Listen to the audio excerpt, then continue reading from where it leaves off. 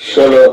మన ప్రభువుడు రక్షకుడైన యేసుక్రీస్తు నామమున మీ అందరికీ కూడా నా యొక్క శుభాలు తెలియజేస్తూ ఉన్నాను. బాగున్నారు కదా? మీరు సంతోషంగా ఉండాలని, దీవెనకరంగా ఉండాలని, ఆశీర్వాదకరంగా ఉండాలని నా ఆశ, నా కోరిక, నా ప్రార్థన. ప్రతిరోజు కూడా దేవుని యొక్క వాక్యాన్ని మీకు అందరికి కూడా అందించడానికి దేవుడు ఎంతగానో కృప చూపిస్తూ ఉన్నాడు. అయితే ప్రియమైన దేవునికి బిడ్డలారా, ఈ రోజు కొద్ది నిమిషాలు దేవుని యొక్క వాక్యాన్ని మనము ధ్యానించుకోబోతూ ఉన్నాం. అయితే ఈ రోజు లోకాసు వార్త 2వ అధ్యాయము మొదటి నుండి కొన్ని భాగాలు మనము చదువుకొని మనము ధ్యానించుకోబోతూ ఉన్నాం.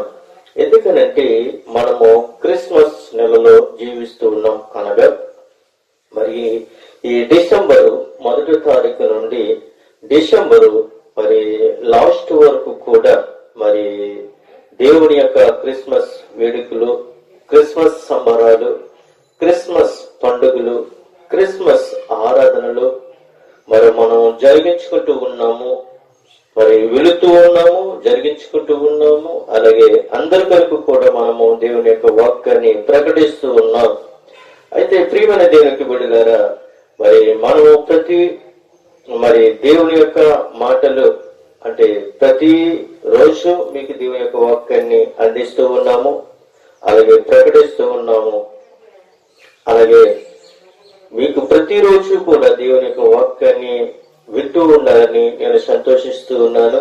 రెండోది ఏంటంటే, నేను క్రిస్మస్ 1, క్రిస్మస్ 2, క్రిస్మస్ 3 అనే ఒక అంశం మీద మీకు దేవుని యొక్క వాక్యాన్ని అందించబోతూ ఉన్నారు. ప్రియమైన దేవుని యొక్క బిడ్డలారా, ఈ రోజుని కూడా ఈ లోకాసు వార్తలో 2వ అధ్యాయము 2వ అధ్యాయము నుండి 1వ వచనం నుండి కొన్ని మాటలు దేవుని మాటలు మనము ధ్యానించుకోబోతున్నాము. ఎందుకంటే దేవుడు సర్వశక్తిమంతుడు, దేవుడు పరిశుద్ధుడు, జీవము కలిగిన తండ్రుడు. ఎందుకనంటే జీవము కలిగిన తండ్రి మన మధ్య ఉండటము ఎంతో సంతోషకరము. మన మధ్యన ఆయనను సంచరించి మాట్లాడటము ఎంతో సంతోషకరము. ఎందుకనంటే దేవుడు మన పక్షాన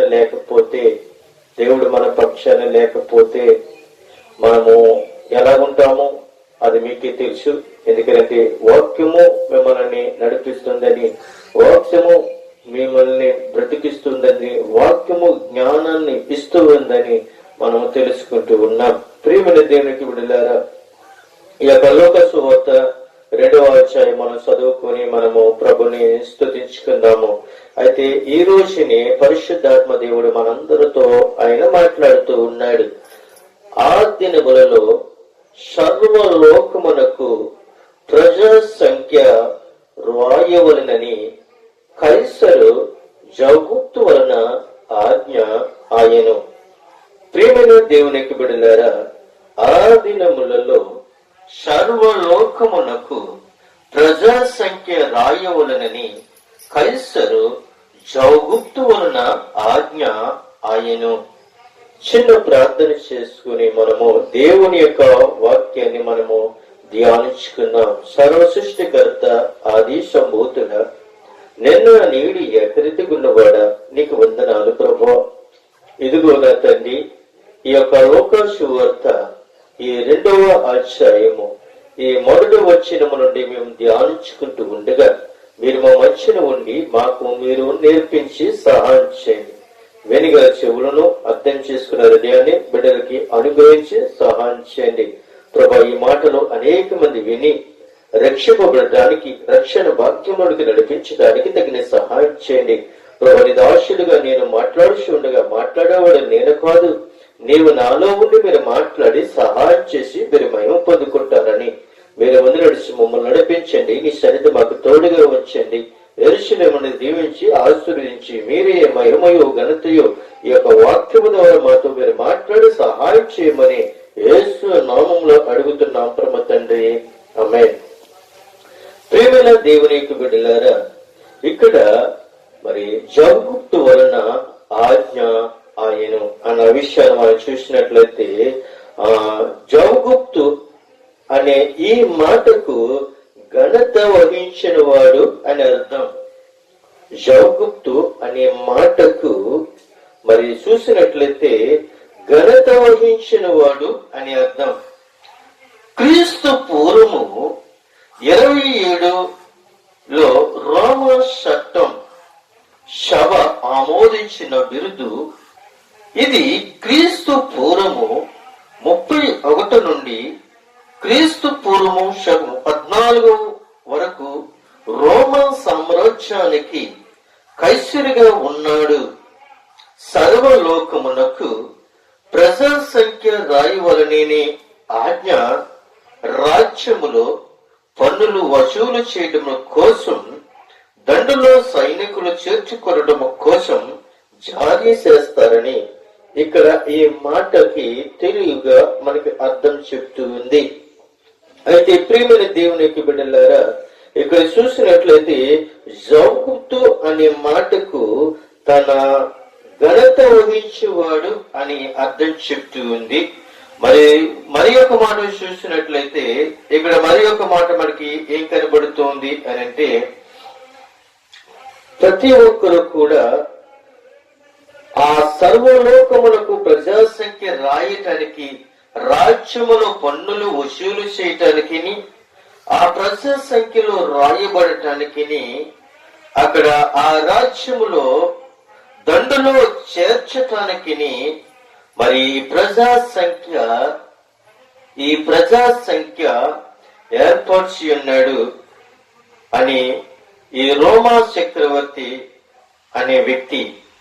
ప్రియమైన దేవునికి బిడ్డలారా, చూడండి, ఈ మాటను బట్టి కొన్ని ఉదాహరణలుగా మనం చూసినట్లయితే ప్రజా సంఖ్య అంటే ఘనత వహించిన వాడు. ఎందుకనంటే మరి జౌగుప్తు మాటకు ఘనత వహించిన వాడు, ప్రజా సంఖ్య అన్న మాటకి కూడా ఘనత వహించిన వాడిగా మనము గుర్తించవచ్చు. ఎందుకనంటే ఈ ప్రజా సంఖ్యలో రాయబడటానికి సర్వలోకంలో ఉన్న ప్రజలందరూ కూడా రావాలి. ప్రజా సంఖ్య రాయించుకోవడానికి అనేక మంది ప్రజలు ఆ యొక్క ప్రజా సంఖ్యలో రాయించుకోవడానికి రావాలి. ఎందుకనంటే నువ్వెక్కడున్నప్పటికీ, ఏ దేశంలో ఉన్నప్పటికీ, ఏ ప్రాంతంలో ఉన్నప్పటికీ, ఏ మారుమూలలో ఉన్నప్పటికీ ప్రజా సంఖ్యలో రాయబడటానికి నువ్వెక్కడున్నప్పటికీ కూడా రావాలి. ఎందుకనంటే ఆ ప్రజా సంఖ్యలో నీ పేరు నమోదు కాకపోతే ఆ దేశ పౌరుడు కాదు, ఆ దేశ యొక్క చట్టములో అర్హుడువు కాదు.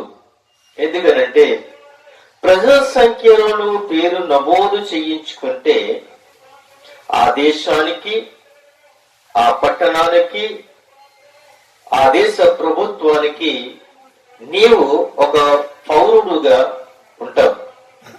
ఎందుకని ఈ మాట మీకు చెప్తూ ఉన్నాను అంటే, దగ్గరగా మరి 18 సంవత్సరాలు 20 సంవత్సరాలు క్రితము మనకి మరి ఆధార్ కార్డులు నమోదు చేయించుకోవడానికి మన యొక్క ప్రభుత్వము, మన యొక్క పంచాయతీ ఏం చేసింది అంటే, మీరు ఎక్కడున్నప్పటికీ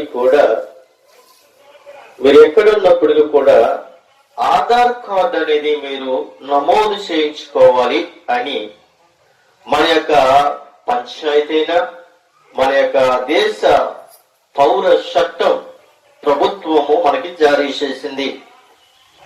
అప్పుడు ఆ రోజుల్లో చూసినట్లయితే ప్రియమైన దేవునికి బిడ్డలారా, దగ్గరగా 20 సంవత్సరాలకు ముందు మనము ఆధార్ కార్డులు అనేది మనము నమోదు చేయించుకోవటం జరిగింది. అయితే ప్రియమైన దేవునికి బిడ్డలారా, ఈ ఆధార్ కార్డు అనేది లేకపోతే, ఈ ఆధార్ కార్డు మీద నీ పేరు లేకపోతే, అసలు ఆధార్ కార్డే నీకు లేకపోతే నీవు ఈ దేశ పౌరుడు కాదని, ఈ దేశంలో నీవు ఒక అర్హుడు కాదని దేవుడు మనకిచ్చిన కృపను బట్టి ఒక చట్టాన్ని దేవుడు తీసుకుని వచ్చి ఈ దేశంలో ఆధార్ కార్డు అనేది నమోదు చేయించి ప్రతి ఒక్కరు కూడా ఆధార్ కార్డు అనేది ఉండాలి. ఈ ఆధార్ కార్డు ప్రతి ఒక్క వ్యక్తికి అవసరమై ఉన్నది అని ఈ దేశం యొక్క ప్రభుత్వం మనకి జారీ చేసినప్పుడు కొంతమంది హైదరాబాద్ లో ఉన్నారు, కొంతమంది విశాఖపట్నంలో ఉన్నారు, కొంతమంది అనేకమైన ప్రాంతాలలో ఉన్నాయి. అయితే ప్రియమైన దేవునికి బిడ్డలారా, ప్రతి ఒక్కరూ కూడా ఆధార్ కార్డుని నమోదు చేయించుకోవడానికి, ఆధార్ కార్డుని వాళ్ళు తీసుకుని వెళ్ళటానికి వేరే వేరే పట్టణంలో ఉన్న ప్రతి ఒక్క స్త్రీ పురుషులందరూ కూడా వచ్చి ఆధార్ కార్డుని నమోదు చేయించుకుని ప్రతి ఒక్కరు కూడా తీసుకున్నారు.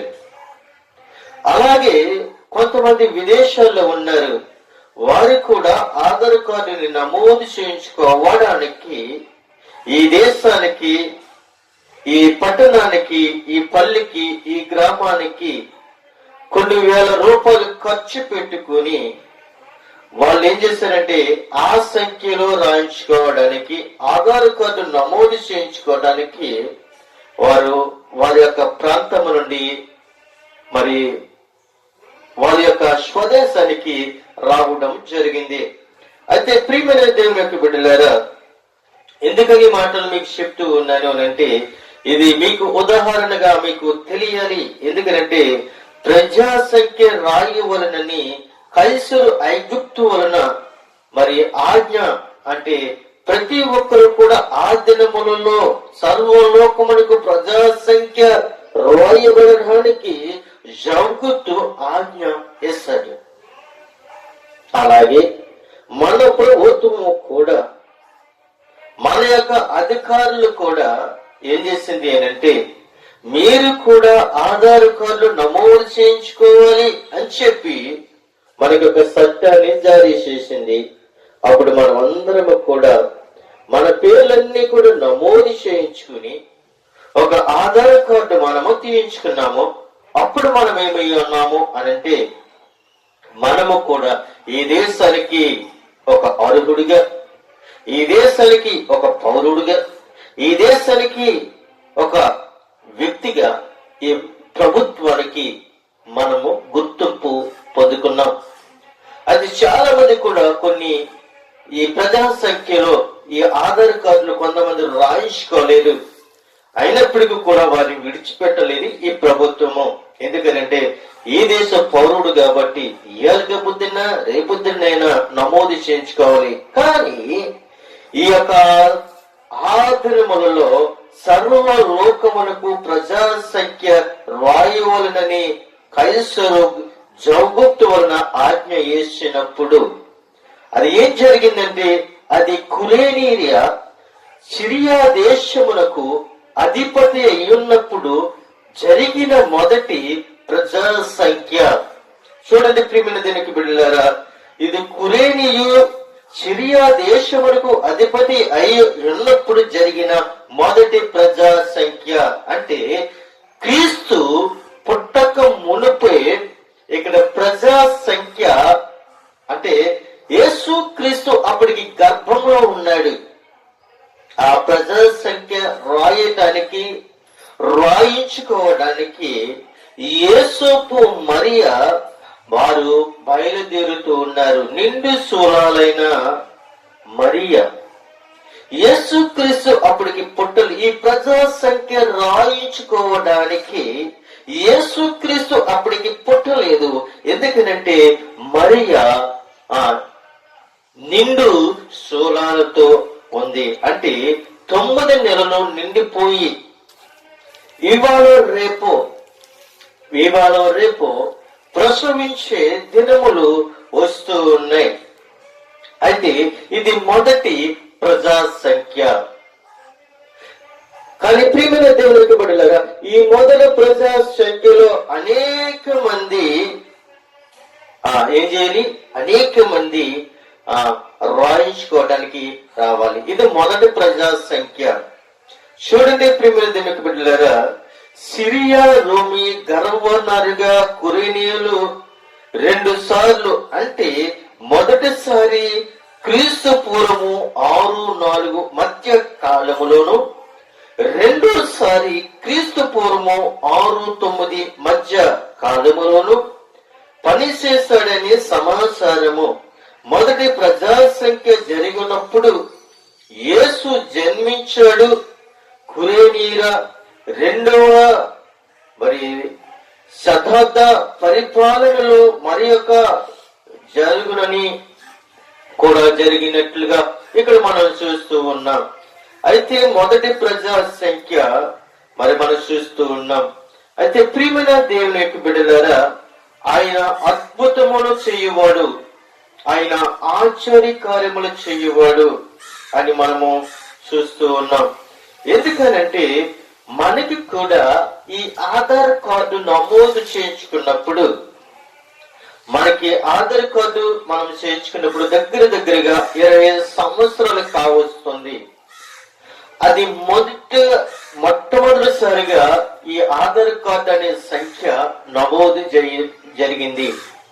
అక్కడ నుండి మరికొందరు, అక్కడ నుండి మరికొందరు, అక్కడ నుండి మరికొందరు, పుట్టిన వారు ప్రతి ఒక్కరు కూడా ఆధార్ కార్డులోనూ నమోదు చేయించుకుంటూ ఉన్నాం.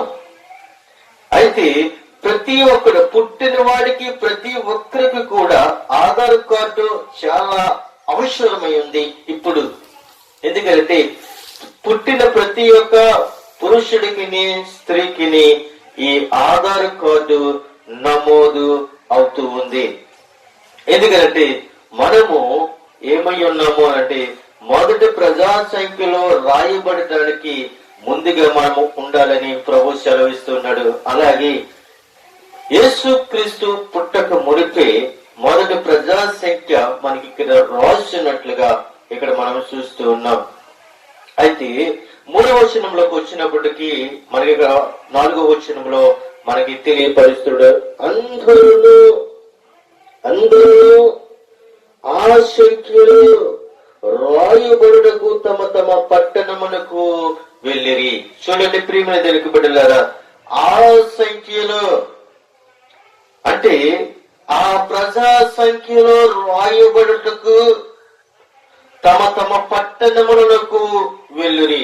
నిజమే, మనము ఆధార్ కార్డులో రాయించుకోవడానికి ఏ పట్టణానికైనా కావచ్చు, నీవే దేశానికి సంబంధించిన వాడువో, ఏ గ్రామానికి సంబంధించిన వాడువో, ఏ పల్లికి సంబంధించిన వాడువో నీవు అయ్యున్నావు గనుక ఈ ఆధార్ కార్డు రాయించుకోవడానికి ప్రతి ఒక్కరు కూడా తమ పట్టణములకు ఏం చేశారు, వెళ్ళి ఉన్నారు. ప్రతి ఒక్కరు కూడా ఏం చేశారు అనంటే తమ తమ పట్టణములకు వెళ్ళి ఉన్నట్లుగా మనం చూస్తూ ఉన్నాం. అయితే ప్రియమైన దేవుని బిడ్డలారా, తమ తమ పట్టణములు అంటే గలిలయలోని నజరేతుకు కాదు, తమ పూర్వీకులు పట్టణమయ్య యోదయలోని బెత్లెహేముకు వెళ్ళివడని భావము. బెత్లెహేమునకు దావీదు ఊరు అనే పేరు ఉంది. ఎందుకంటే దావీదు అక్కడ తిరిగాడు అన్న విషయాన్ని ఇక్కడ మనము చూస్తూ ఉన్నాం. ఆ మాటలు మనం చూస్తున్నట్లయితే ప్రియమైన దేవుని బిడ్డలారా, అక్కడ మనము తమ తమ పట్టణముల నుండి వెళ్ళినట్లుగా మనం చూస్తున్నాం. అయితే యేసుపు దావీదు వంశములోను గోత్రములోను పుట్టినవాడు గనుక తనకు భార్యగా ప్రదానము చేయబడిన గర్భవతి యుండిన మరియతో కూడా ఆ సంఖ్యలో రాయబడుటకు గలిలయలోని నజరేతు నుండి యోదయలోని బెత్లెహేము అనబడిన దావీదు ఊరికి వెళ్ళెను. ప్రియమైన దేవుని యొక్క బిడ్డలారా, చూడండి, యేసోపు మరియా ఎక్కడి నుంచి ఎక్కడికి వెళుతూ ఉన్నారు అంటే గలిలయలోని నజరేతు నుండి యూదయలోని బెత్లెహేము అనబడిన దావీదు ఊరికి వెళ్ళినట్లుగా అక్కడ మనము చూస్తూ ఉన్నాం. బెత్లెహేము అనబడిన దావీదు ఊరికి వెళ్ళబడినట్లుగా చూస్తున్నాం. బెత్లెహేము అనగా ప్రియమైన దేవునికి బిడ్డలారా, బెత్లెహేము అనగా రొట్టెల గృహము అన్న విషయాన్ని మనము చూస్తూ ఉన్నాం. అయితే ప్రియమైన దేవునికి బిడ్డలారా, ఇక్కడ మనం చూస్తున్నట్లయితే యేసుకు దావీదు వంశం నుండి వచ్చాడు. ఇక్కడ దావీదు వంశము నుండి వచ్చాడు అన్న మాటకి మనం చూసినట్లయితే లూకా సువార్త 1వ అధ్యాయము 27వ వచనములో మనం చూసినట్లయితే అక్కడ ఒక మాట మనకి తెలియపరుస్తూ ఉన్నాడు. చూడండి, అయితే దావీదు వంశస్థుడైన యేసోపును ఒక పురుషునికి ప్రదానము చేయబడిన కన్యక యొద్దకు దేవుని చేత పంపబడను. చూడండి ప్రియమందులకు బిడ్డలారా, దావీదు వంశస్థుడైన యేసోపునకు ఒక పురుషునికి ప్రదానము చేయబడిన కన్యక యొద్దకు దేవుని చేత పంపబడను. ఆ కన్యక పేరు మరియా. చూడండి, యేసోపు ఏ వంశములో ఉన్నవాడు అనంటే దావీదు వంశములో నుండి వచ్చినవాడు. యేసోపు దావీదు వంశములో నుండి వచ్చినవాడు. అయితే ప్రియమైన దేవునికి బిడ్డలారా, మరి ఇక్కడ ఒక విషయం మనం చూసినట్లయితే నజరేతు నుండి బెత్లెహేముకు సుమారు 90 మైళ్ళ దూరంలో ఉంటుందని ఇక్కడ మరి తర్జుమా చేస్తున్నట్లుగా మనం చూస్తూ ఉన్నాం.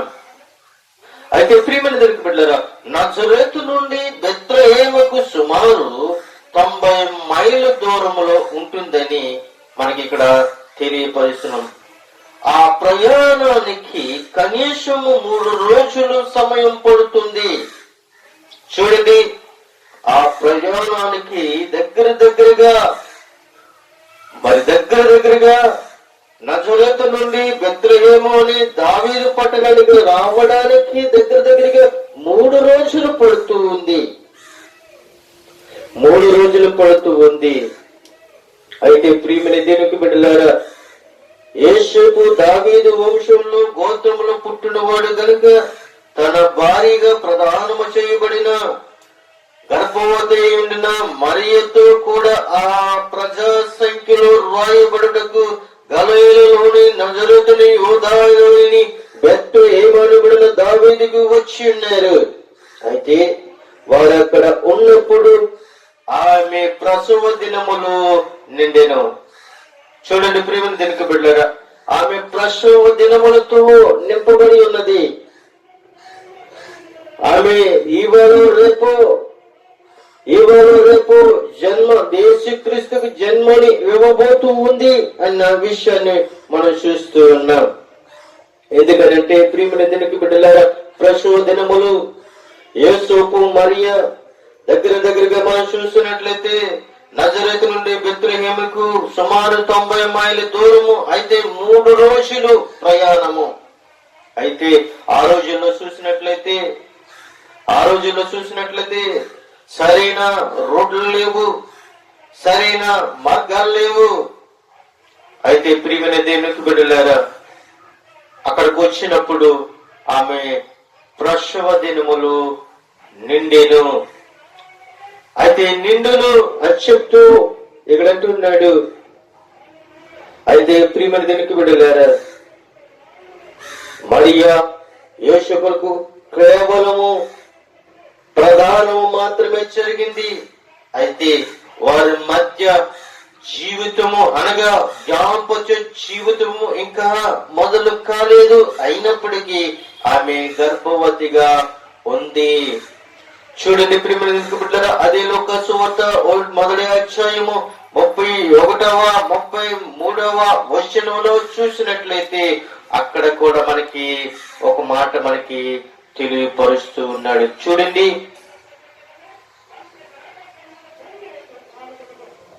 ఆమె ఆ మాటకు తొందరపడి ఆ ఆమె మాటకు బహుగా తొందరపడి ఈ శుభవచనం ఏమిటో అని ఆలోచించుకుంటుండగా దూత మరియా భయపడకము, దేవుని వలన నీవు కృప పొందితివి. ఇదిగో నీవు గర్భము ధరించి కుమారుని కని ఆయనకి యేసు అని పేరు పెట్టెదవు. ఆయన గొప్పవాడే సర్వోన్నతిని కుమారుడనబడును. ప్రభైన దేవుడు ఆయన తండ్రైన దావీదు సింహాసనములకు ఆయనకిచ్చెను. ఆయన యాకోబు వంశస్థులను యుగ యుగములను ఏలును. ఆయన రాజ్యము అంతములేని యుండెనని ఆమెతో చెప్పును. యాకోబు వంశస్థులు యుగ యుగములు ఏలును, ఆయన రాజ్యము అంతములేనిది అని చెప్తూ ఉన్నాడు. చూడండి ప్రియమైన దినకి బిడ్డలారా, ఆయన రాజ్యము అంతములేనిది, ఆయన రాజ్యము అంతములేనిది. ప్రసవ దినములు నిండినప్పుడు జన్మించడానికి సిద్ధముగా ఉన్నది మరియా. ఆమె గర్భాన్ని యేసుక్రీస్తును మోస్తుంది, దావీదు కుమారుడిని మోస్తుంది, దైవ కుమారుడిని మోస్తుంది, మనిషి కుమారుడిని మోస్తుంది ఈ కన్య మరియా. ప్రియమైన దేవుని బిడ్డలారా, యేసుక్రీస్తును జన్మించడానికి సిద్ధముగా ఉంది మరియా. అయితే ఆయన ప్రసవ దినములు నిండిన కనుక యేసుక్రీస్తును జన్మించడానికి, యేసుక్రీస్తు భూలోక రావడానికి మరియా ఎంతో కష్టపడుతుంది, ఎంతో శ్రమిస్తూ ఉంది. ప్రియమైన దేవుని బిడ్డలారా, అయితే చూడండి, తన తొలసూరు కుమారుని కని పొత్తుగుడులతో చుట్టి సత్రములో వారికి స్థలము లేనందున ఆయన పశువుల తొట్టులో పరుండబెట్టును. చూడండి ప్రియమైన దేవుని బిడ్డలారా, తొలుసులు కుమారుడు అనే మాట సమాజము గాని మరియా ద్వారాగా కాలము బిడ్డలను కన్నదని వాస్తవాన్ని సూచిస్తోంది. ఈ మరియా ఏకైక కుమారుడిని, లోక రక్షకుడిని ఏం చేసిందంటే కన్నది. ఆ ప్రజా సంఖ్యలో రోయించుకోవడానికి వచ్చి 90 మైళ్ళ దూరము నుండి వచ్చి 3 రోజులు ప్రయాణము చేసి ఆ ప్రాంతానికి వచ్చింది. ప్రియమైన దేవుని బిడ్డలారా, ఆ బెత్లెహేమ్ అనే దావీదు పట్టణానికి వచ్చింది. వచ్చి ప్రియమైన దేవుని బిడ్డలారా, ఆమె తొలిసూరు కుమారుని కని ఉన్నది. అయితే ఇక్కడ చూసినట్లయితే పొత్తుగుడులతో చుట్టి సత్రముల వారికి స్థలము లేనందున ఆయనను పశువుల తొట్టిలో పరుండబెట్టును. చూడండి, ప్రజా సంఖ్య రాయించుకోవడానికి వచ్చినప్పుడు ఆ రోమా చక్రవర్తి అగస్టన్ వ్యక్తి, ఆ రాజు, నేను అనుకుంటూ ఉన్నాను, యేసోపు ఆ మరియా ఆ ప్రశోధనంలో వచ్చినప్పుడు ఆ రోమా చక్రవర్తిని అధికారిని బతిమాలుండొచ్చు, అడిగుండొచ్చు, అయ్యా నా భార్య నిండు శూలాలు, నా భార్యకి ఇంకొక క్షణములో ప్రసవించబోతూ ఉంది, కొంచెం స్థలం అండి అయ్యా, కొంచెం స్థలం ఇయ్యి అని బతిమాలుండొచ్చు. అయితే నేను అనుకుంటూ ఉన్నాను, అక్కడ ప్రజా సంఖ్య రాయించేయడానికి ఆ అధికారులతో యేసోపు అడిగి ఉండొచ్చు, బతిమాలుండొచ్చు, కాళ్ళు పట్టుకుని ఉండొచ్చు. అయితే నేను అనుకుంటున్నాను, ఆ ప్రజా సంఖ్య రాయించుకోవడానికి అధికారి ఆ యేసోపు మీద కోపగించుకుని ఉండొచ్చు. ఎంతమంది జనం ఉన్నారు, ఎంతమంది మరి సత్రం ఉంది, ఈ సత్రములో నీకు ఎక్కడ చోటు వస్తుంది, ఎంతమంది ప్రజా సంఖ్య రాయించుకోవడానికి వచ్చారు కదా, నీకు బుద్ధి లేదా అని అడుగుండొచ్చు, నీ కళ్ళు ఉన్నాయి కదా, చూసావు కదా అని అడుగుండొచ్చు. అయితే నేను అనుకుంటూ ఉన్నాను, ఆ ఛత్రపు యొక్క అధికారిని మరి బతిమాలుండొచ్చు. అయితే ప్రియమైన దేవుని బిడ్డలారా, సత్రము అన్న విషయాన్ని మనం చూసినట్లయితే, ఈ లోకంలో ఉదాహరణగా చూసినట్లయితే చాలా సత్రాలు ఉన్నాయి. కులానికో సత్రం ఉంది, మతానికో సత్రం ఉంది, ప్రియమైన దానికి పెట్టలేదా. కానీ ఈ సత్రము ప్రజా సంఖ్య రాయించుకోవడానికి వచ్చిన సత్రము. నాకు ఉదాహరణగా చూసినట్లయితే నా యొక్క చిన్నప్పుడు చాలా సత్రాలు చూశాను. ఏటి సత్రాలు అంటే ఏదో ఒక తీర్థాలు వస్తూ ఉంటాయి. ఆ తీర్థానికి ఇంచుమించులు ఆ రోజుల్లో ఇంచుమించులు 3 రోజులు 4 రోజులు తీర్థాలు జరుగుతూ ఉండేవి. ఎందుకని ఉదాహరణ మీకు చెప్తూ ఉన్నానంటే, నేను కళ్ళతో చూశాను కాబట్టి, నేను చెవులతో విన్నాను కాబట్టి ఆ సత్రం కోసం నేను చూస్తూ ఉన్నాను. ఇక్కడ కూడా మనం చూసినట్లయితే మరి సత్రములో వారికి స్థలము లేదు. యేసు క్రీస్తుకి సత్రములో స్థలము లేదు. ప్రియమైన దానికి పెట్టారు. నేను నా యొక్క ఇంచుమించులు ఒక 30 సంవత్సరాలు ముందుగా నేను చూసినట్లయితే, అప్పటికి నేను చిన్న పిల్లోడిని దగ్గర ఒక 10 సంవత్సరాలు ఉండొచ్చు. అప్పుడు నేను ఆ రోజుల్లో ఇంచుమించులు 3 రోజులు 4 రోజులు తీర్థాలు జరుగుతూ ఉండేవి. ఆ రోజుల్లో దేవుణ్ణి అంగీకరించలేదు, దేవుణ్ణి నమ్మలేదు కాబట్టి నేను ఆ రోజుల్లో వెళ్ళి చూసేవాడిని.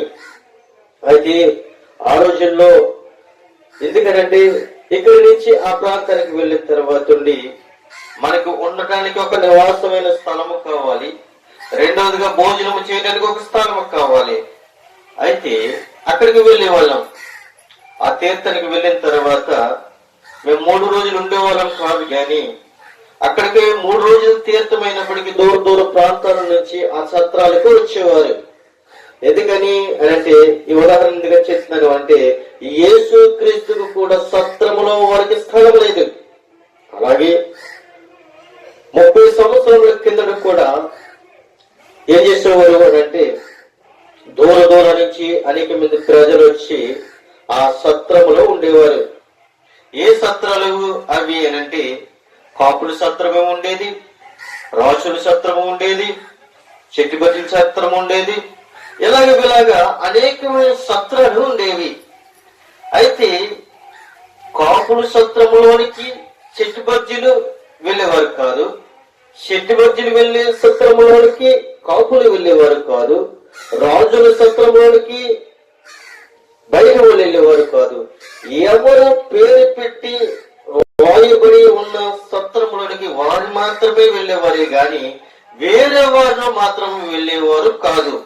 అయితే ప్రియమైన బిడ్డలారా, నీకు ఎంత ఆకలేసినా, నీకు ఎంత నిద్ర వచ్చినా, నీ యొక్క కులములోని నీ యొక్క గోత్రములో ఉన్న సత్రానికే వెళ్ళాలి తప్ప గాని వేరొక సత్రంలోనికి వెళితే నేను ఎవరు కూడా చేర్చుకునేవారు కాదు. ఆ రోజుల్లో నేను చూశాను కాబట్టి, నేను పడి ఉన్నాను కాబట్టి ఈ మాట నాకు గుర్తొచ్చింది కాబట్టి, సత్రము అనగా చాలా సత్రాలు ఈ భూలోకంలో ఉన్నాయి. ఆ రోజుల్లో చూసినప్పటికీ కూడా సత్రములో వారికి స్థలము లేదు. అయితే ప్రియమైన దేవుని బిడ్డలారా, ఈ సత్రములో వారికి స్థలము లేదు. అయితే యోసేపు ప్రతి గృహాన్ని దర్శించుండొచ్చు. యోసేపు మరియా ప్రతి గృహాన్ని దర్శించొచ్చు. ఎందుకనంటే ప్రతి ఒక్క గృహం దర్శించినప్పుడు ఆ గృహాలు ఖాళీ లేకుండా ఉండొచ్చు. ఎందుకనంటే వేరే వేరే ప్రాంతముల నుండి, వేరే వేరే పట్టణముల నుండి, వేరే వేరే పల్లెల్లో నుండి వాళ్ళ ఇంటికి వచ్చి ఆ ప్రజల సంఖ్య రాయించుకోవడానికి వచ్చినప్పుడు ఆ సత్రములో వారికి స్థలము లేనప్పుడు వాళ్ళ గృహంలో ఉండి రాయించుకున్నారేమో. ఆ రోజుల్లో చూసినట్లయితే ప్రతి ఒక్క కుటుంబంలోనూ దగ్గరగా 20 మంది, 30 మంది, 40 మంది కుటుంబాలు ఉండేవి. ఇప్పుడైతే కుటుంబానికి 2, కుటుంబానికి 1. ఆ రోజుల్లో చూసినట్లయితే 20 మంది, 30 మంది కుటుంబంలో ఒక తల్లికి తండ్రికి 30 మంది పిల్లలు, 40 మంది పిల్లలు, 10 మంది పిల్లలు ఉండేవారు. అటువంటి పరిస్థితుల్లో ప్రజల సంఖ్య రాయించుకోవడానికి వచ్చినప్పుడు వారికి ఆ గృహాలన్నీ కూడా నిండిపోయి ఉండొచ్చు. కానీ యేసుక్రీస్తు పరలోకం నుండి భూలోకానికి ఎందుకు వచ్చాడు అనంటే, నిన్ను నన్ను కూడా రక్షించడానికి మనిషి కుమారుడిగా యేసుక్రీస్తు యొక్క కృప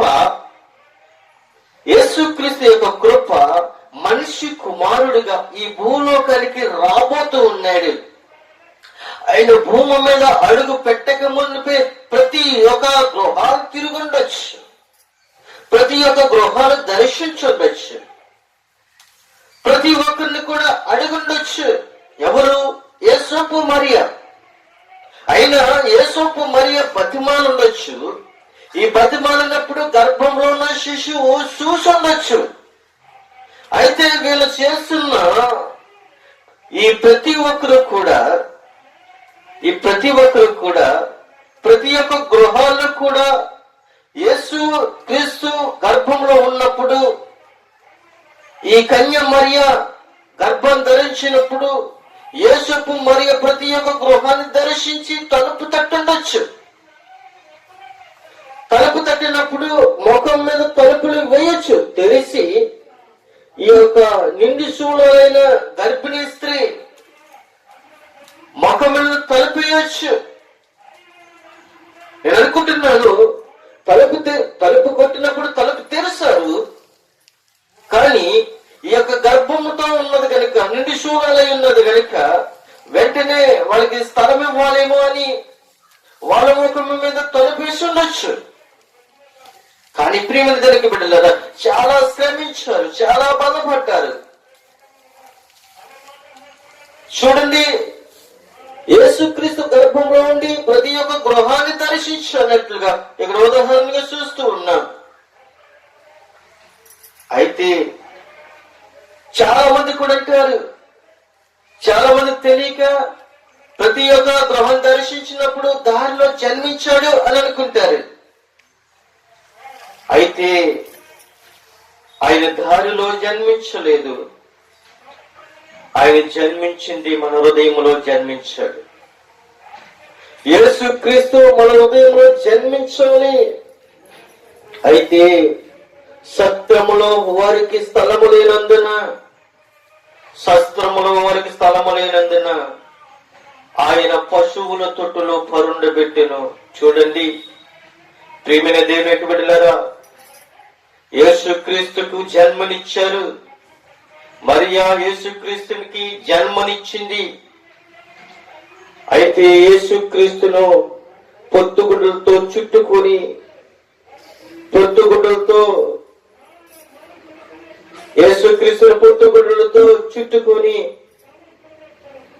ఆయన ఎక్కడ తీసుకుని వచ్చారు అనంటే, పశువుల తొట్టులో, పశువుల సాలలోనికి తీసుకుని వచ్చి పశువుల తొట్టులో పొరుండు పెట్టినట్లుగా మనం చూస్తూ ఉన్నాం.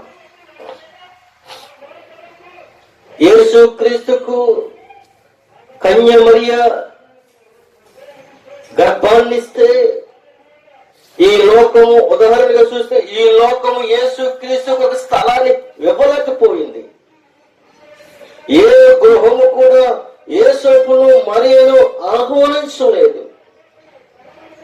ఎందుకంటే జన్మిస్తే పురుడొస్తే మైలు అని ఇంచుమించులు మైలు వస్తే 30 రోజులు 40 రోజులు ఆ ఇల్లుని, ఆ ఇంటి వారిని అపవిత్రంగా చూసేవారు ఆ రోజుల్లో.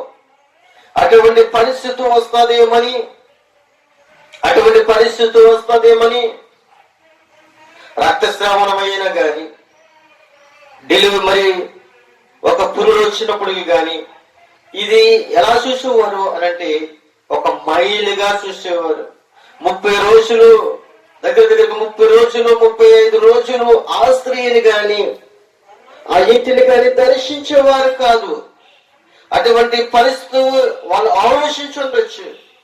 అలాగొస్తే నా ఇంటిని మైలు పడిపోతుందేమో, నా ఇంటికి ఎవరు రారేమో అని అనుకుండొచ్చు ఆ రోజుల్లో. కానీ ప్రియమైన దేవుని బిడ్డలారా, యేసోపు మరియ వాళ్ళు తగ్గించుకుని ఒక పశువుల తొట్టుని తీసుకుని, నేను అనుకుంటున్నాను అందరూ కొంచెం గట్టేసి ఆ గడ్డి మీద కథ వస్త్రాలు వేసి దాంట్లో పడుకు పెట్టుండొచ్చు. ఎందుకంటే యేసుక్రీస్తుకు ఒక పశువుల తొట్టి ఉంది. అతను పడుకోవడానికి పశువుల తొట్టి మాత్రమే ఉంది. ప్రియమైన దేవునికి బిడ్డలారా, నీ కుమారుడని గాని నా కుమారుడని గాని ఆ నెలలో పసుగుడ్డలు తీసుకుని వెళ్ళి ఆ యొక్క తొట్టులో పెడితే సమాజము ఎన్ని రకాలుగా మాట్లాడుకుంటది. మంచం లేదా, గృహం లేదా, ఎందుకు పశువుల తొట్టులో పడుకోబెట్టావు అని నానా మాటలు మాట్లాడుతూ ఉంటారు ఈ సమాజం. కానీ యేసూపు మరియా యేసుక్రీస్తును సత్రములో స్థలము లేనందున యేసుక్రీస్తును పశువుల తొట్టులో పడుకోబెట్టినట్లుగా మనం చూస్తున్నాం. ఒక పశువులు తినే దానా తొట్టులో యేసుక్రీస్తును పడుకోబెట్టారు. యేసుక్రీస్తు యొక్క జన్మదినం ఎలాగుంది అనంటే పడుకోవడానికి కూడా, ఉండడానికి కూడా సరైన స్థలము లేదు. అయినా వచ్చింది, ఎరువుగానే వచ్చాడు ఈ లోకానికి. ఆయన పుట్టింది ఆయన సొంత తల్లి కాదు. ఎందుకనంటే ఈ లోకానికి ఎరువుగా వచ్చాడు. తన తల్లి మరియా గర్భము ఆమె మోసింది. ప్రియమైన బిడ్డలారా, ఈ లోకానికి నిన్ను నన్ను రక్షించడానికి ఆయనకి సరైన స్థలమును విప్పలేకపోయాం. ఈ రోజు మనం చూసినట్లయితే ప్రియమైన దేవునికి బిడ్డలారా, ఆయనకి సరైన స్థలాన్ని మనము విప్పలేకపోయాం.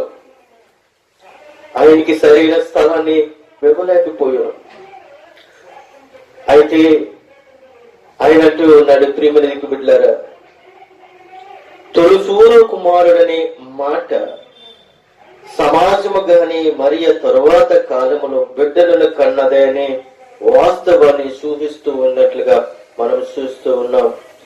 బహుళుడైన యేసు పశువుల తొట్టులో పరుండు పెట్టిననే ఆ కుటుంబ పశువులు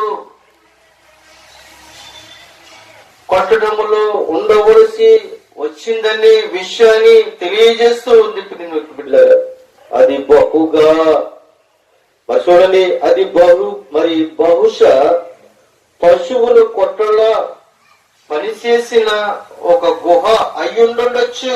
ఎందుకంటే బెత్లెహేములో వారికి మరెక్కడా స్థలము వారికి దొరకలేదు. ఎందుకంటే ఆ ఇరుకైన స్థలంలో యేసయ్య పడుకున్నాడు. ఆ ఇరుకైన తొట్టులో యేసయ్య పడుకున్నాడు. ఆ తొట్టినే ప్రతిరోజు ఆ తొట్టి యొక్క యజమానుడు ఆ పశువులకి ప్రతిరోజు దానా కలుపుకొని పెట్టే తొట్టే అది. పశువుల యొక్క అధికారి, పశువుల యొక్క యజమానుడు ప్రతిరోజు కూడా ఆ తొట్టులో దానా కలిపి పశువులు కెట్టే తొట్టే. కానీ యేసుక్రీస్తును ఆ తొట్టులో పడుకోబెట్టినట్లుగా మనం చూస్తూ ఉన్నాం. అయితే ప్రియమైన దేవునికి బిడ్డలారా, అయితే ఎవరంటున్నారు, ఆ దేశములో కొందరు గొర్రెల కాపుల పొలములో ఉండి రాత్రి వేళ మందన కాచుకుని ఉండగా ప్రభు దూత వారి వద్దకు వచ్చి నిలిచెను. ప్రభు మహిమ వారి చుట్టూ ప్రకాశించినందున వారు మిక్కిలి భయపడిరి.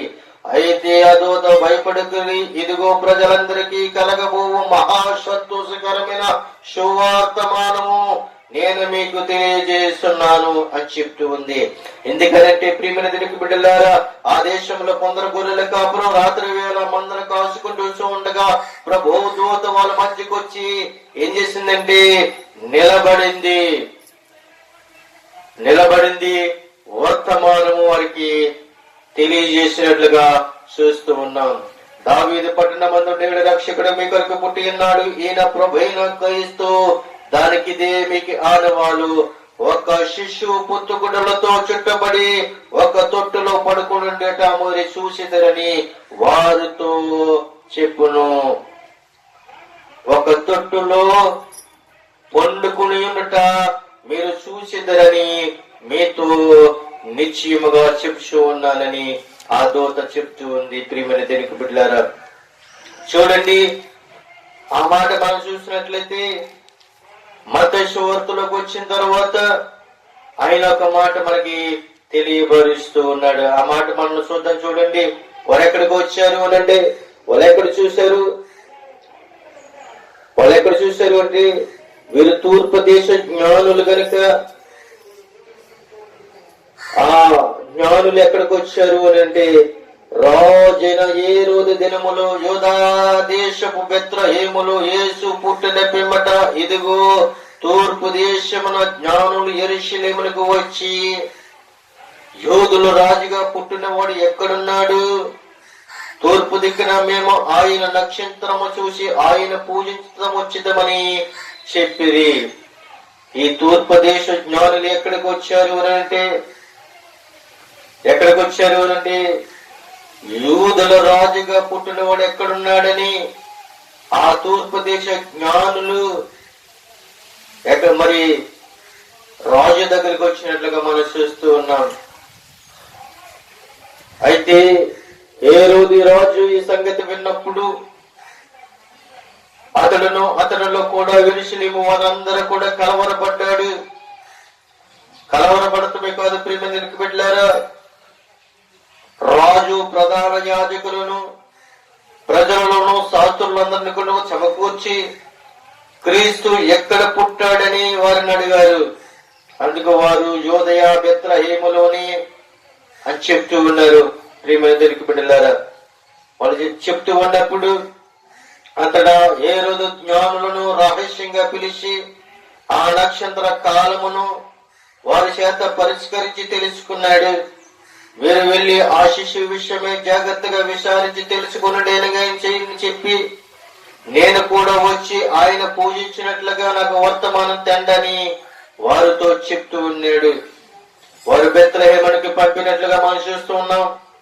వారు ఆ రాజు మాట విని బయలుదేరిపోవచ్చుండగా ఇదిగో తూర్పు దేశమున వారు చూసిన నక్షత్రం ఆ శిశువు ఉండిన చోటు మీదుగా వచ్చి నిలిచి వరకు వారికి ముందుగా నడిచేను. ప్రియమైన దేవుని బిడ్డలారా, చూసారా, తూర్పు దేశములో వారు చూసిన నక్షత్రము ఎక్కడికి కనబడుతుంది అంటే ఆ శిశువు ఉండిన చోటు మీదుగా వచ్చి వారికి ముందుగా నడుస్తూ ఉన్నట్లుగా చూస్తూ ఉన్నాం. వారు ఏం చేస్తారు అనంటే వారు ఆ నక్షత్రము చూసి అత్యానంద భరితులై ఇంటిలోనికి వచ్చి తల్లి అయిన మరియను ఆ శిశువును చూసి సాగిలపడి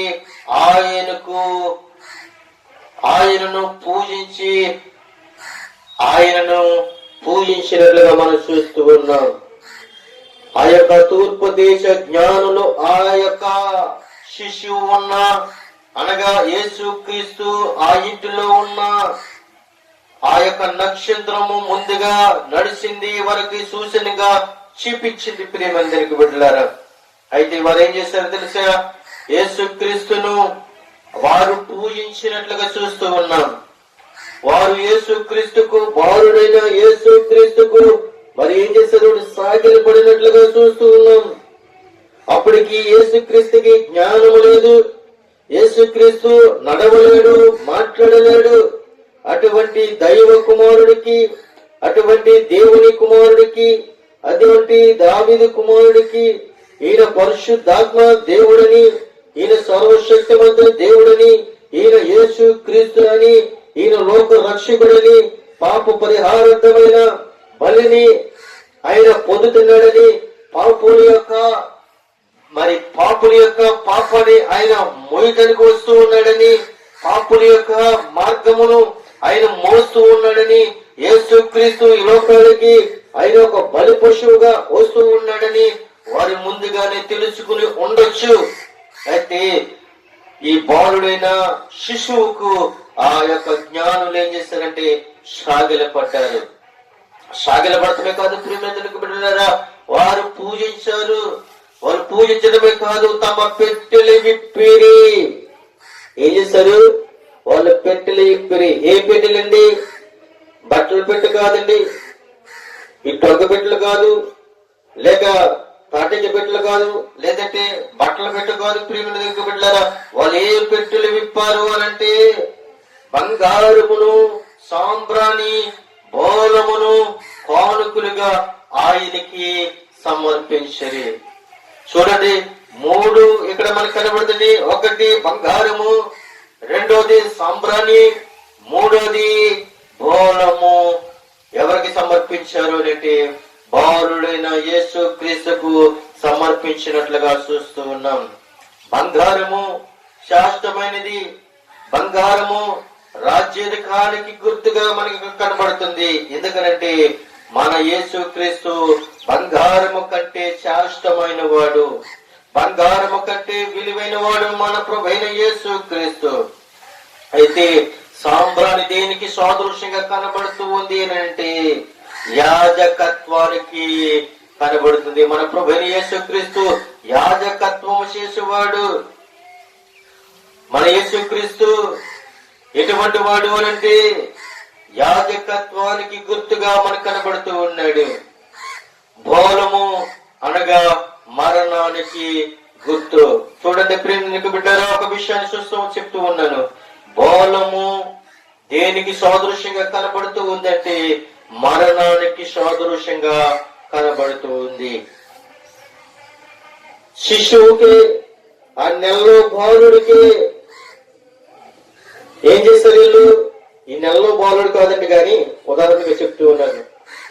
ఈయన దగ్గరగా వాళ్ళు అక్కడికి వచ్చినప్పటికీ దగ్గరగా పరిశోధించినప్పటికీ 2 సంవత్సరాలు పట్టినట్లుగా అక్కడ మనం చూస్తూ ఉన్నాం. అప్పుడు ప్రభువైన యేసు క్రీస్తుకి ఆ తొట్టులో ఉన్నప్పటికీ దగ్గరగా 2 సంవత్సరాలకు ఆ తూర్పు దేశ జ్ఞానులు అక్కడికి వచ్చినప్పటికీ, ఆ ప్రాంతానికి వచ్చినప్పటికీ, అక్కడ పరిశోధించినప్పటికీ 2 సంవత్సరాలు వచ్చినట్లుగా మనం చూస్తూ ఉన్నాం. ఎందుకనంటే 2 సంవత్సరాలు ఎందుకని అంటే వాళ్ళు ఏం చేస్తారు అనంటే ఆ జ్ఞానులు తన్ను అపహాసించరని హేరోదు గ్రహించి బహు ఆగ్రహం తెచ్చుకుని ఏం చేశారు తెలుసా? తాను జ్ఞానుల వలన వివరముగా తెలుసుకున్న కాలములను బట్టి బెత్లెహేములోను దాని సకల ప్రాంతములోను 2 సంవత్సరముల మొదలుకొని తక్కువ వయసు గల మగ పిల్లలందరినీ కూడా వధించాడు రాజు. అప్పటికి యేసుక్రీస్తు వయసు 2 సంవత్సరాలు లెక్క కట్టారు ఆ రాజు. అక్కడ ఉన్న జ్ఞానులందరూ కూడా, శాస్త్రులందరూ కూడా లెక్క కట్టారు. యేసుక్రీస్తు పుట్టిన కాలముల నుండి ఇప్పటి వరకు వాళ్ళు వచ్చిన కాలం వరకు లెక్క చూస్తే దగ్గరగా 2 సంవత్సరములు ఉన్నట్లుగా మనం అక్కడ చూస్తూ ఉన్నాం. ప్రియమైన దేవుని బిడ్డలారా, బోలము అనగా మరణానికి సాదృశ్యము. నిజమే. ఎందుకంటే ఎవడన్నా చనిపోయినప్పుడు ఏం చేసేవారు అంటే ఆ యొక్క చనిపోయిన యొక్క బాడీ పాడైపోకుండా ఉండడం కొరకు ఏం చేసేవారు అంటే జాలి పౌడర్ అని ఆ బాడీ మీద చల్లేవారు. అప్పుడు ఆ స్మెల్కి, ఆ యొక్క క్రిమికలకి ఆ బాడీ ఏం చేసిందంటే పాడైపోకుండా ఉండడం కొరకు ఆ జాలి పౌడర్ అనేది ఆ రోజుల్లో చల్లేవారు. ఎప్పుడైతే మామూలు పౌడర్ చల్లుతున్నారు కానీ ఆ రోజుల్లో చూసినట్లయితే జాలి పౌడర్ దేనికంటే ఆ చనిపోయిన బాడీకి మాత్రమే కొట్టేవారు. చూడని ఒక ఉదాహరణగా మనం చెప్పుకుందాం. ఈ రోజుని ఏదో ఒక ఇంటిలో ఒక స్త్రీ గాని పురుషుడు గాని పుట్టాడు, జన్మించాడు అని నీవు గాని నేను గాని నీ బంధువులు గాని నా బంధువులు గాని మనము ఆ యొక్క బాలుడు పుట్టాడని సమాధి పెట్టి మనం పట్టుకుని వెళ్ళి కానుకలు గాయిస్తామా? నెలలో పిల్లోడు ఇయాలే పుట్టాడని మనము అందరి వస్తువులు పట్టుకుని వెళ్ళారు. అందరూ అన్ని వస్తువులు పట్టుకుని వెళ్ళారు. నీవు ఎప్పటికైనా అవసరం ఉంటుంది కదా అని అనుకుని సమాధి పెట్టినట్టుకుని వెళ్తామా? వెళ్తే ఏమంటారు? ఒకసారి ఆలోచించండి. చాలా మంది చాలా రకాలుగా ఆ వ్యక్తిని బుద్ధి లేదా, ఈ రోజు పుట్టిన వ్యక్తికి సమాధి పెట్టిని కానుకగా ఇస్తావా అని చాలా మంది చాలా రకాలుగా మాట్లాడతారు. అయితే ప్రియమైన బిడ్డలారా, కానీ వీళ్ళు యేసు క్రీస్తు జన్మించినప్పుడు ఆ తూర్పు దేశ జ్ఞానులు ఏం తీసుకుని వచ్చారు అంటే బంగారము సాంబ్రాణి బోలమును తీసుకుని వచ్చినట్లుగా మనం చూస్తూ ఉన్నాం. వారు ఏం సమర్పించారు? బంగారము సాంబ్రాణి బోలము. బంగారము శాస్త్రమైనది, బంగారము కంటే విలువైన వాడు నా ప్రభువైన యేసు క్రీస్తు. సాంబ్రాణి యాజకత్వానికి గుర్తు, నా ప్రభువైన యేసు క్రీస్తు. ఆయన ఈ లోకానికి నిన్ను నన్ను కూడా రక్షించడానికి ఆయన యొక్క మాటగా మనం చూస్తున్నాం. మనమందరము కూడా సాంబ్రాణితోనూ, ఆ రోజుల్లో ధర్మశాస్త్రము మనం చూసినట్లయితే యాజకులందరూ కూడా ఆ ధర్మశాస్త్రము ప్రకారంగా వాళ్ళందరూ కూడా మందసము మీద ఏం చేసేవారంటే సాంబ్రాణి వేసి ధూపము వేసినట్లుగా మనం చూస్తూ ఉన్నాం. మూడోదిగా వాళ్ళ బౌలం తీసుకుని వచ్చారు. బౌలము అనగా మరణానికి సాదృశ్యము. ప్రియమైన దేవునికి బిడ్డలారా, ప్రభువైన యేసు క్రీస్తు ఈ లోకానికి ఆయన నిన్ను నన్ను కూడా రక్షించడానికి వచ్చాడు, నిన్ను నన్ను కూడా కాపాడడానికి వచ్చాడు, నీ కొరకు నా కొరకు ఆయన మరణించడానికి వచ్చాడు, నీ పాపము నా పాపము ఆయన మోయడానికి వచ్చాడు. ఆయన పుట్టకలోనే ఆయన మరణాన్ని చూసినట్లుగా మనం చూస్తున్నాం. ఆయన పుట్టకలోనే మరణాన్ని చూసినట్లుగా మనం చూస్తున్నాం. ఆయన పుట్టిన కాలం నుంచి కూడా ఆయన అద్భుత కార్యములు చేశారు. ఆయన అనేక మందిని స్వస్థతపరిచాడు. అనేక మందికి అద్భుత కార్యాలు, కుటుంబ సమస్యలు గాని, బాధల్లో గాని, వ్యాధుల్లో గాని, శోధనలో గాని ప్రతి సమస్యను కూడా విడుదల చేసి నీ పాపాన్ని నా పాపాన్ని ఆయన మోసి మన పాప భారాలన్నీ కూడా ఆయన భరించి ఆయన మరణించడానికి కూడా ఆయన చిత్తంగా ఉన్నాడు. ప్రియమైన దేవుని బిడ్డలారా, ఆయన మరణి నీ కొరకు చిత్తంగా ఉండడమే కాదు, నీ కొరకు నా కొరకు ఆయన ఈ లోకంలో మరణించాడు. నీ కొరకు నా కొరకు ప్రాణం పెట్టిన యేసుక్రీస్తు. ప్రియమైన దేవుని బిడ్డలారా, ఇక్కడ కొన్ని విషయాలు మనం చూస్తూ ఉన్నాం. ఆయన గొప్ప దేవుడు, మహిమగల దేవుడు, సర్వాధికారి, సర్వసృష్టికర్త అని తెలియజేసుకుంటూ ఈ మాటలు అనేక మంది విని దేవునికరంగా ఆశీర్వాదకరంగా ఉండాలని కోరుకుంటూ నా మాటలను ముగిస్తూ ఉన్నాను. కొద్ది మాటలు దేవుడు దీవించి ఆశీర్వదించును గాక. ఆమేన్.